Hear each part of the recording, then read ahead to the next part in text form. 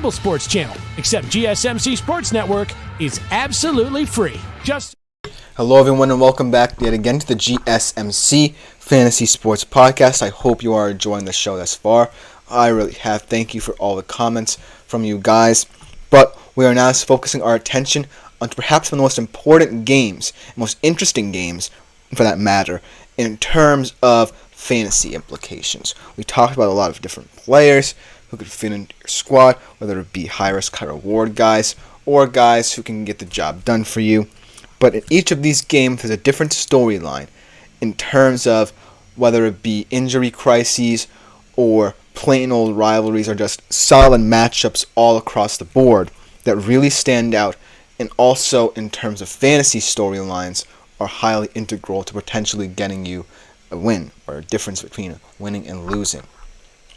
Without further ado, let's look at some of the biggest games of the weekend, starting off with a divisional game that really has kind of lost its luster, but is now kind of asking a bigger question out of both of these teams, and that is the 49ers against the Rams. Now, I apologize in advance for the question on the screen. This before I knew about the Cup injury, but the question now that can be asked is an even bigger one.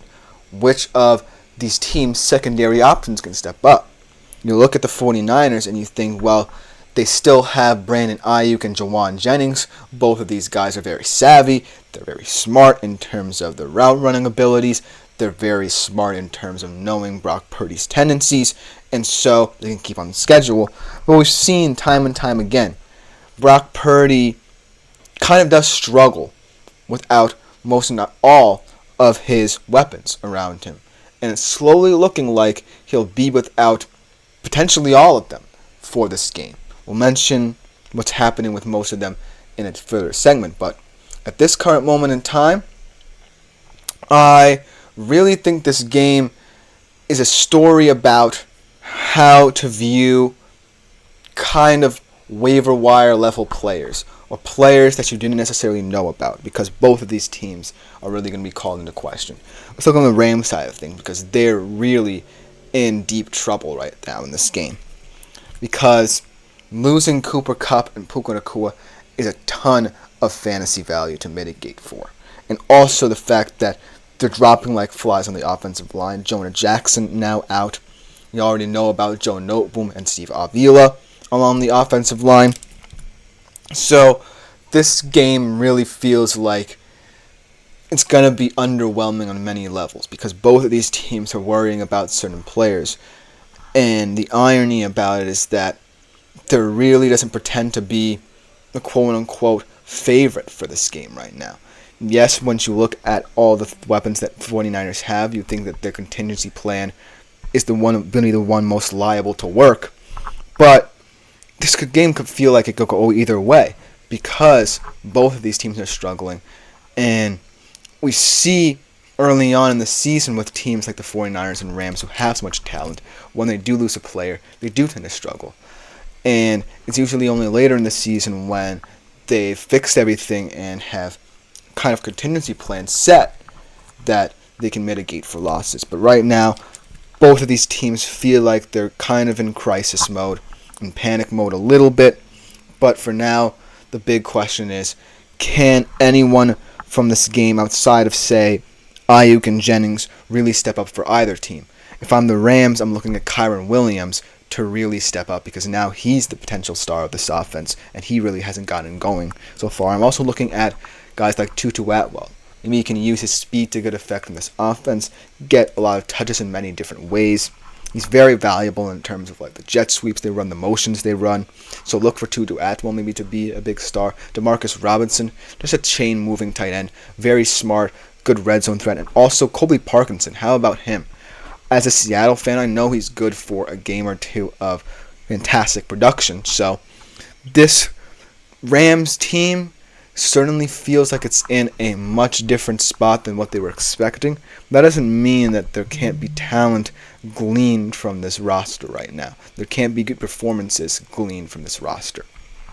So it's going to be all about secondary options and trying to find hidden gems in this game for now. Let's go to another game. A game that I'm really excited about. Very intrigued by this matchup, and not just as a fan. Dolphins-Seahawks.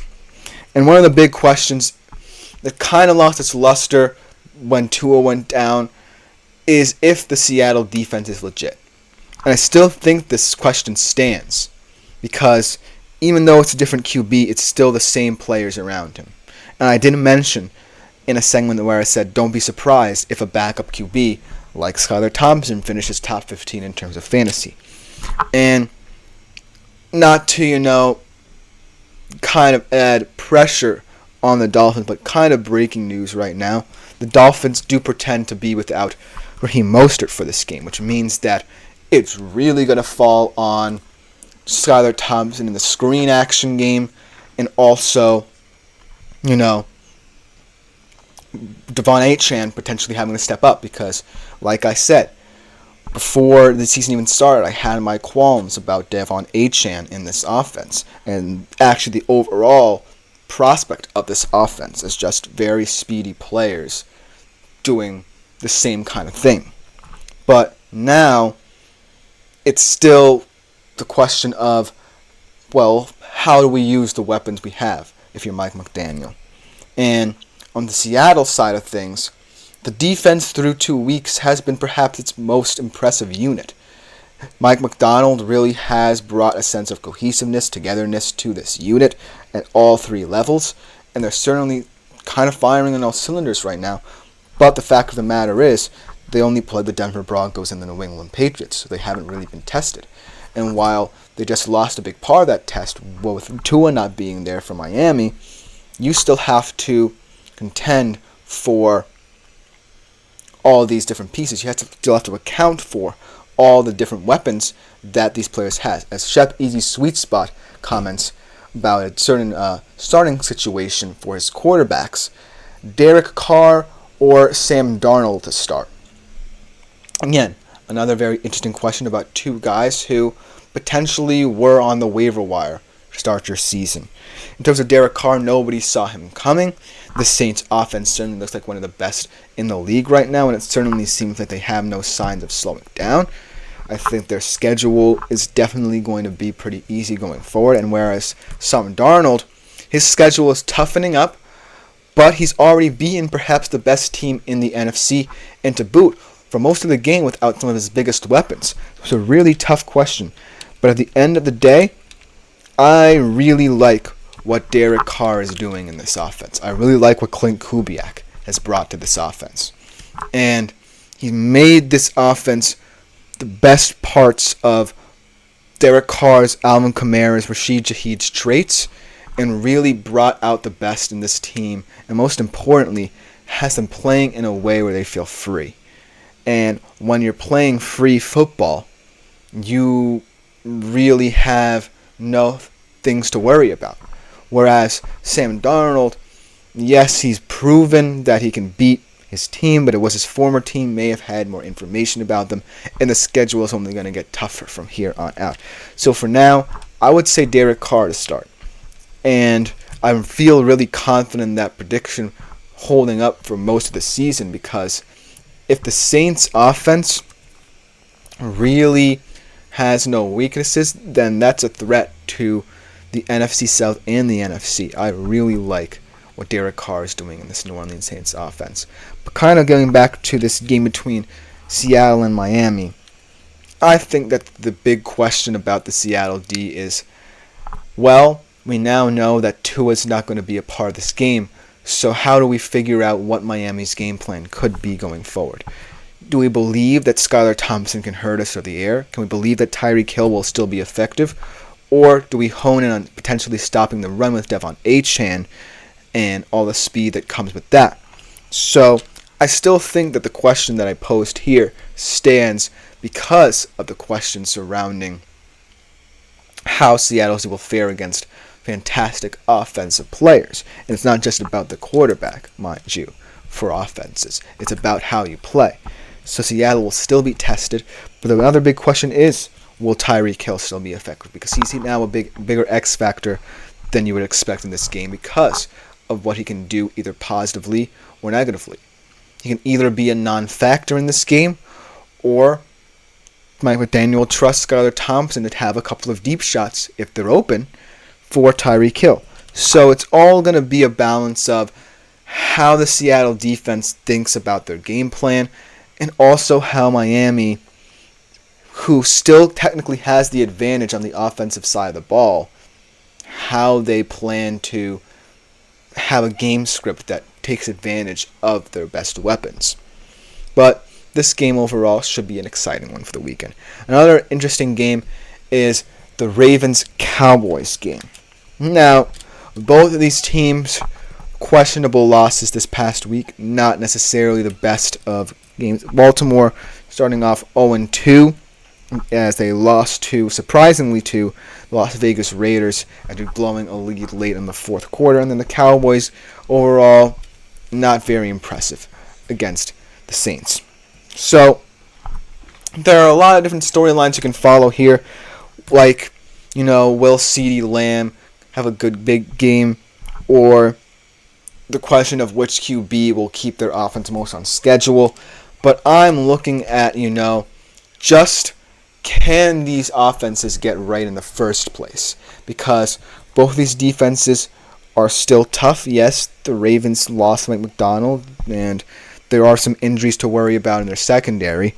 But at the end of the day, the bottom line is this game seems like it will focus on the defensive side of the ball. And in that case, we're going to still have to look at whether or not CeeDee Lamb will show up, or in terms of the Ravens, which of those weapons will pretend to be the biggest one. And I think for both of these kind of situations, you have to look at, which offense have I been more impressed by? And the answer is, we really don't know still. I think when you look at the Ravens, I like all the weapons they have, but the offensive line is so concerning. When I look at the Cowboys, it just seems to be the Dak and CeeDee show.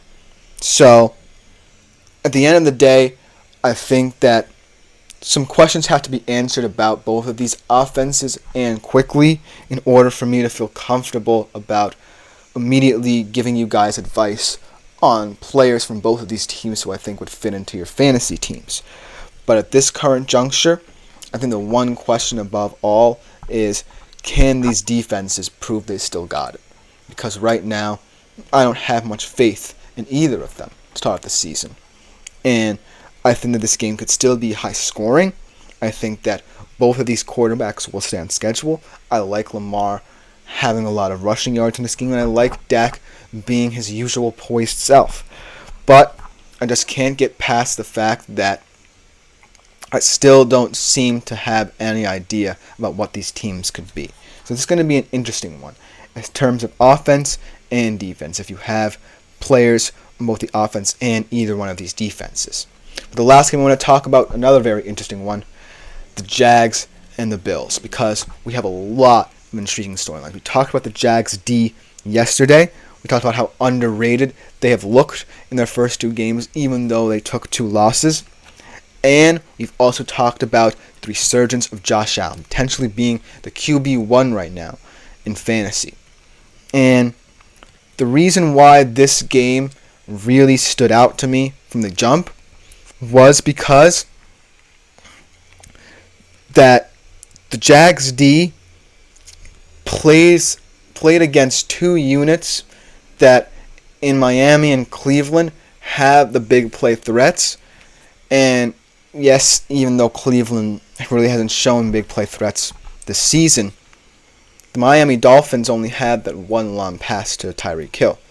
And when I look at the Bills' offense, I'm thinking about how their kind of small ball approach, their smash mouth approach right now, is kind of factoring into perhaps a time where the rhythm of the offense could be off kilter in certain situations. And the Jags, like I said, don't have one big name on this defense. Maybe Josh Hines-Allen or someone of that nature, or someone that import to them really stands out. But they just are a collective group who I really like in terms of playing timely defense, mainly getting takeaways, getting the field position, because on the offensive side of the ball, they've really struggled. And so the defense is really going to have to be the X factor for them in this game if they want to have any chance of going up against Buffalo's potent offense to start the year and potentially a QB1 in Josh Allen. But I think this game is going to be more about Josh Allen and how consistent he can be in this offense than, say, the Jags defense. But I still think the Jags defense is legitimate, and we'll see how it all plays out on the field Sunday. Let me know what you guys think in the comments. A lot of interesting games around the NFL, a lot of interesting storylines. But coming next, we talk about how these storylines can translate to all these injuries that have happened in the league, and we give you updates on certain players in certain situations that could be longer than we expect or could be shorter than we expect. We'll be right back after this short break to talk about that.